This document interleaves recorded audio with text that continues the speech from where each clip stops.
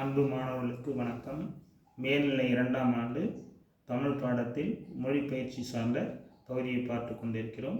இன்று உவமை தொடர்களை சொற்றொடர்களில் அமைத்து எழுதுக. உவமை என்பது தொன்று தொட்டு நாம் பயன்படுத்தி வருகின்ற ஒரு இலக்கிய முறை.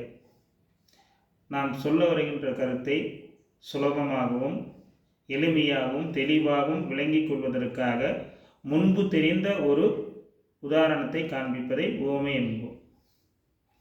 இங்கு தாமரை இலை நீர் போல.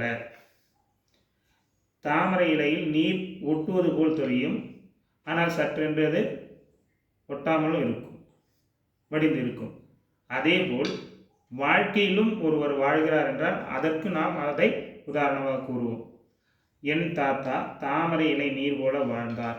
இதனுடைய பொருள், அவருடைய தாத்தா குடும்ப வாழ்க்கையில் பட்டும் படாமலும் ஒட்டியும் ஒட்டாமல் வாழ்ந்தார் என்பது பொருள். அதேபோல் கிணற்று தவளை போல. ஒரு கிணற்றில் இருக்கின்ற தவளைக்கு அதுவே பெரிய உலகம் போல தோன்றும். அதை தாண்டிய நீர்நிலையினான ஏரி, குளம், ஆறு, கடல் போன்றவை இருப்பதை தெரியாது.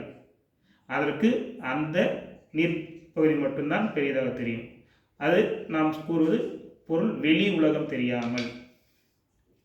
மாணவர்கள் கிணற்று தவளை போல உயர்கல்வி வாய்ப்புகள் தெரியாமல் இருக்கக்கூடாது.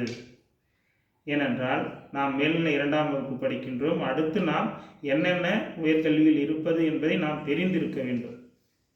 அப்போது நம்முடைய பாதையில் நாம் திட்டமிடுவதற்கு வசதியாக இருக்கும்.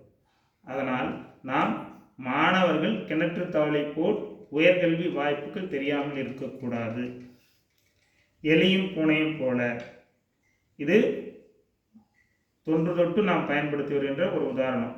அடிக்கடி எலியும் பூனையும் பகையோடு இருக்கும்.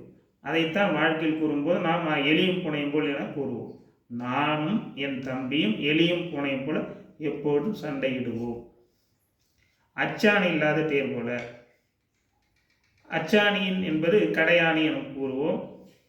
அவ்வாறு இல்லையெனில் தேர் ஓடும்போது அது சக்கரம் கழண்டு தேர் கழுவதற்கு வாய்ப்பு இருக்கும். அதனால்தான் வலுவிழந்து, அவ்வாறு இருக்கின்ற தேர் வலுவற்றது என பொருள் கொள்ளலாம்.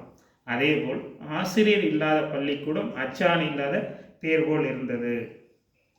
உள்ளங்கை நெல்லிக்கனி போல. வெளிப்படைத்தன்மை.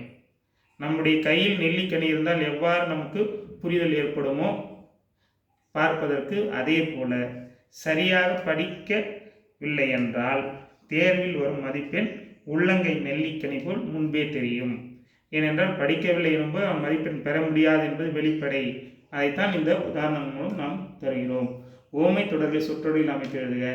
நாம் அன்றாடம் பயன்படுத்துவதை உணர்ந்தால் நாம் எளிமையாக மதிப்பெண் பெறலாம். நன்றி, வணக்கம்.